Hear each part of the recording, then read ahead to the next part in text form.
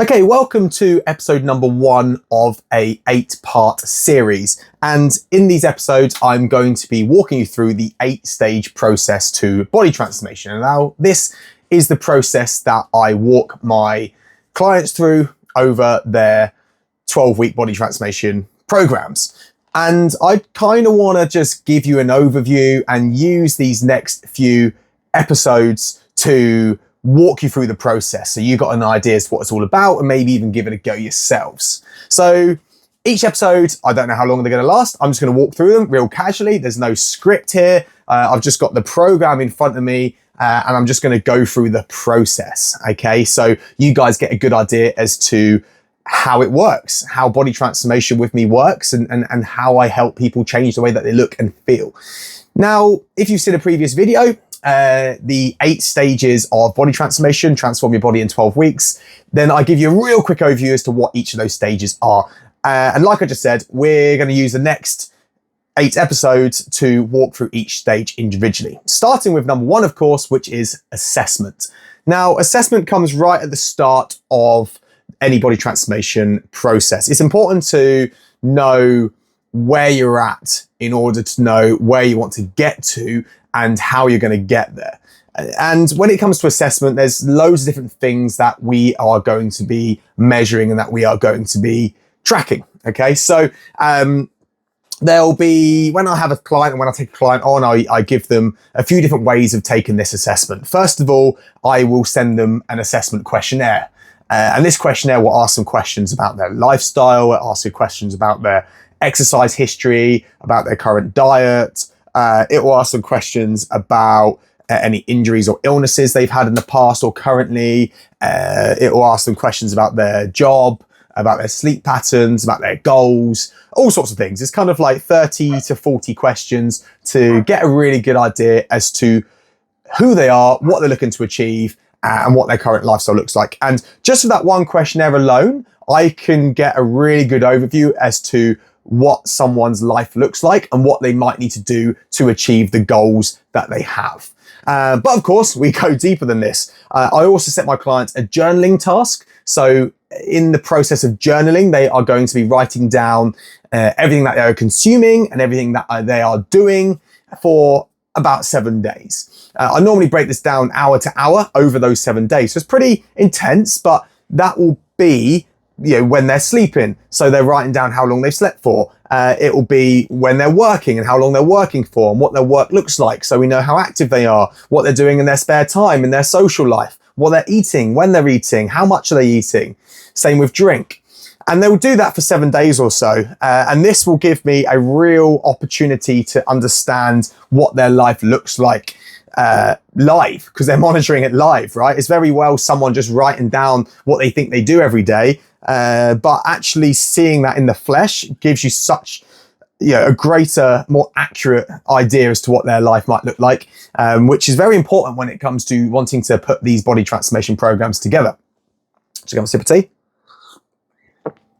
And the last thing that we do when it comes to assessments is we run some tests. Okay, it might sound daunting, but these tests are just stuff like blood pressure and resting heart rate, and some basic strength tests and cardio tests and movement tests, and basically just kind of assessments to see how well someone moves and what someone's health might look like. Okay, so 3 different kind of ways of taking this assessment off a client. Okay, and it will take a week or so to get all this stuff monitored, and myself or one of my team as the coach will be taking all this down as well and making note of all this so we know exactly what a client looks like and what we're working with. Okay, so I'm just going to run through each one individually and kind of talk about each one as we go. So we obviously ask for general, we want to know general stuff about the client. So obviously stuff like gender, stuff like age, stuff like height, and this will start to give us an idea as to your metabolic rate and how your body should be working. We also need your weight as well, of course, for this. So we can take those bits of data and calculate your BMI and start to calculate your estimated BMR and things like that. Other body metrics that we'll be looking to take as well is circumferences, so centimeters, looking at measurements like your waist, like your hips, like your chest measurements, also your arms and your limbs and your legs, sorry. And we'll be looking to take those measurements as well right at the start, because that will give us a good idea as to where we're depositing fat or where we may be gaining muscle as we progress. We'll be taking some photos as well, so front, back and side, similar to the sort of pictures you see behind me. So then we got a starting point, and it's more than just giving us something to reference when we start, but it also helps us understand what we might want to change specifically on our body. Some people might be quite happy with their upper body but hate their legs, for example, and getting pictures it might not be nice to do for everyone to start with, but it is a really good way of determining where someone's at right now in terms of body image, so we know what we need to do to progress. So we've taken your weight, we've taken your body measurements, we've taken some photos. So that's pretty much it for the body metric side of things. I'm not too keen on stuff like body fat percentage. I think a lot of easy ways of measuring it just aren't very accurate unless you want to go to a laboratory and spend quite a bit of money. It's just very hard to get an accurate body fat percentage. I'd much rather go by your circumferences, your measurements, your photos and how you look. And stuff like your clothes sizes, those stuff don't really lie. Whereas body fat percentages, it's just not accurate enough for my liking, and people get a bit obsessed over that. So I generally don't use it. We do have ways of measuring it, and I will do that with clients if they really want to. But I just give them the warning that it's not the most accurate thing in the world. So don't take it as gospel. Let's move on to some of the health assessments that we'll be doing as well. So we've got blood pressure. I use a blood pressure monitor with a lot of clients just to get an idea for their blood pressure. A lot of clients might know this just through their GP or measuring their blood pressure themselves. Because a lot of people, getting monitors are quite easy and quite easy to use. But it's good to get that at the start. I can obviously understand if someone's got high blood pressure, then that might affect the sort of programming that we give a client. And obviously, again, as we get fitter, hopefully it'll be something that we can reduce blood pressure in time. Other health related stuff that we check in is RMR. So your resting metabolic rate. So we can do this through calculations by using like your weight and your height and your, and your age and things like that. But we also have a system of doing it using a bit of kit that we have. It's a respiratory kit. So it's a sort of thing, you might have seen these online or even in person. You wear a mask, and it's taking measurements of your breathing, and it can calculate your resting metabolic rate based on that. It's quite a nice test because you just get to lie down for 10 minutes and you have this mask on, and it's calculating your breathing. That data then gets sent off to a laboratory and sent back to us, and it gives you all this information about yourself purely based on how you breathe as well. Okay, resting heart rate. We got heart rate monitors. A lot of smartwatches have heart rate monitors built in as well, but we've got chest monitors, so we can calculate your resting heart rate, which again hopefully will be reduced as we get fitter. Okay, BMI I've talked about already. Your height to weight ratio is something which is important for people who are overweight significantly. Gets less important as we start getting more athletic, of course, we start building some muscle. And then if we need to, there's also the opportunity to do some health screening as well. This is normally in the form of blood tests or hormonal tests. So this can be done, you can buy kits for this, or you can go to the GP for it, and it will give you an idea as to if there's any deficiencies in nutrients, and in which case when it comes to your diet, then we can start putting that back into your diet through supplementation or certain dietary choices. Hormonal tests are also quite important as well for a lot of people. For example, blokes, as you start getting older, we can start to reduce our testosterone levels. Testosterone is the growth hormone. It's largely responsible for helping us build muscle. If we have reduced muscle, we're going to have reduced metabolism. We're going to start storing body fat. So make sure you got good levels to testosterone as a man is quite important if you want to go through a body transformation journey. So understanding that can be beneficial, a little bit more complex, a little bit more advanced, but it is the sort of thing that we can do and will do with the right client, or if we feel they need it. So that's kind of the health stuff that we'll be looking at is doing, and we can do that through tests as well. And the last sort of tests that we'll do is obviously fitness related. Okay, so we'll get you in our gym facility, or we can do this online using videos. and we'll do movement screening. So movement screening is essentially looking at how well you move, how well your body performs certain movements, flexibility, mobility, that sort of thing. And there's a few different tests that we'll do. For example, a deep squat stretch, a hurdle step stretch, an active straight leg stretch. We'll do strong stability push-ups and shoulder mobility work, rotatory stability, stuff like that, just to see how the body is moving. And we can assess that, look at various ranges of motion and angles, and that will give us a really good idea as to how well your body moves. And not only will it give us a good idea as to how your body moves to start with, but also it will help us program training sessions. Because if there's an obvious weakness in a certain movement, then we can we can understand that, and we can put stuff into your training programs to help to overcome that and make it better. So that's the movement screen. Other things we'll test in the gym setting are strength. We'll generally do body weight for most of this stuff because, I take the assumption that people going through this are either beginners or fairly early on in their fitness journey. So you don't really want to be doing max strength testing with weights because there's a lot of technique work to do before we start looking at that. But body weight strength is a good place to start. So maximum push-ups, maximum sit-ups, maximum squats, wall sit holds, plank holds, that sort of stuff. So we're getting an idea as to how your body, what your body strength levels are like under just body weight. Okay, so there's not too much stress or strain while using loads of heavy weights.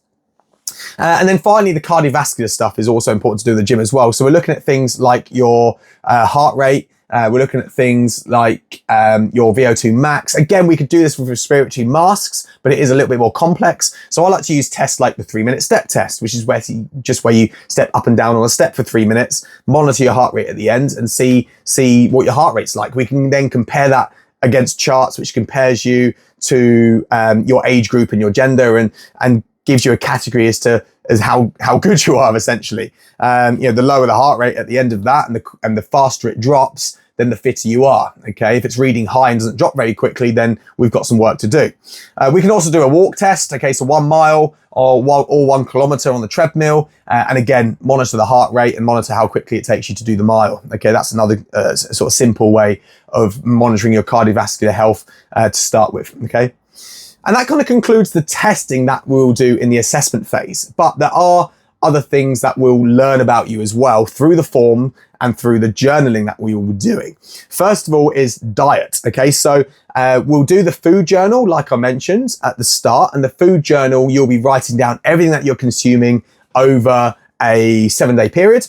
And that includes everything that you eat, everything that you drink, your meals, your snacks, everything. You've got to be as accurate as possible with this thing. So then, I've got as best idea as possible as to what your habits look like and where we need to improve.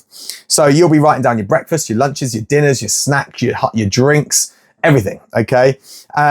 So, you'll be monitoring that for 7 days, and then we'll have a really good idea as to what your food habits look like.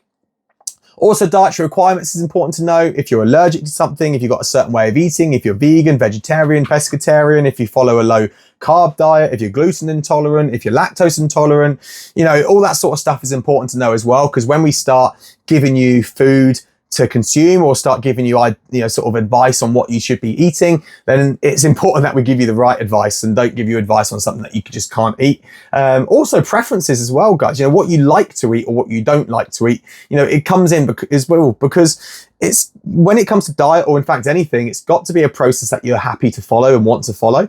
So if I'm giving you a load of foods that you just hate, then you're just not going to want to stick to it. Okay. Whereas if we're balancing it out with foods that you enjoy, while still being able to get the results that you want, then we've got the sweet spot there. So happy days. Other things that we'll find out from your journaling and from the forms are lifestyle related stuff. So what you do for work, how long you work, what the work looks like. So it could be like sedentary if you're sat behind a desk all day, or it could be more active if you're like walking the streets as a post worker or a teacher, for example. So if you're a labourer, you're going to be burning a lot more calories than if you're an office worker, for example. So it's important for us to know that, because when it comes to setting your calorie requirements for the days and for programming your training exercises, it's important to understand what you're doing in the day to day so we can balance it all out and work with it. Other things outside of work, what your hobbies are, what your downtime looks like, because again, this is going to be important when it comes to setting you stuff to do every day. We need to know what you do currently, what you like doing, what you want to keep doing. So we're not getting in the way of any of that when it comes to your health and fitness journey. Yeah, it's got to work with it. If you're going to make this sustainable, then everything that I make you do has to be in line with what you want to do and what you want to achieve and what you like spending your time doing. Okay, so knowing your hobbies, knowing what you do in your downtime is important as well. Is the hobbies active or are they sedentary? What you do in your downtime, is that active or is that sedentary? Is it detrimental to your progress? For example, do you go to the pub a lot or whatever? You know, we need to know things like that, obviously. Sleep patterns as well is the final thing when it comes to lifestyle that we need to know about. How well do you sleep? How long do you sleep for? You know, do you get good night sleeps or are they broken sleeps? You know, do you nap in the day? Do you get tired in the day? When do you get tired in the day? All that sort of stuff's important to know, and we'll learn that from your journaling and from your form as well. Okay, so we can start giving you advice based on that. And the final thing really when it comes to assessment and stage 1 of the body transformation process is your exercise history, your history in diets and sort of, you know, nutritional attempts in the past, injuries, illnesses, and anything else. Basically, your history. What does your history look like? What have you tried before? What have you done that has worked or hasn't worked? Have you had any illnesses or injuries in the past that may affect you now? For example, have you been diagnosed with diabetes or at risk of coronary heart disease? Or have you had a stroke in the past? Or have you had a car accident? Have you got whiplash injuries? Have you maintained an injury from sport when you were a kid? Have you broken anything that still plagues you now? You know, all this sort of stuff. Maybe you got long COVID, maybe you've got, you know, all sorts of stuff. Anything really that can affect you now, it is important for us to know that, and therefore we cover that in the assessment phase as well, just so we know that you know, that is something that we may have to contend with as we go, and also something that we can work around. For example, if you've maintained a whiplash injury and there's certain movements that you find really painful or just can't do, then it's obviously important for us to know that before I start giving you movements to do in a gym setting. Okay, so we'll learn that, but again, by doing your form and by asking you some questions on that. Okay, and that's it, guys. I know there's a lot there, but we rattle through that quite quickly when it comes to the stage 1 of the body transformation process, and it's pretty comprehensive, as you can tell. You know, we work to find out quite a lot about you. You know, so obviously we got, like I said, the general stuff, body metrics, health, fitness, diet, lifestyle, and your history as well. So we learn loads of different things about you through different modalities, you know, that assessment questionnaire, those tests, and the journaling that you'll be set as well. But as a result of doing all of that will give us a really clear picture and a really comprehensive picture as to what your life looks like, what you want to achieve. You know, of course, on those forms as well, we're asking about goal setting and what it is that you want to achieve, although more of that is going to be going into more detail in step 2. You know, but we get really good ideas to what you look like right now as a person. And then as coaches, we got an idea as to who we're working with and what we might need to do to help you as a client. Okay, so that's step number 1. And you know, step number 2 is going to be motivation, and we'll move on to that in the next episode of this series. And then we're going to start talking about goal setting, incentives, and start to really draw out some motivation.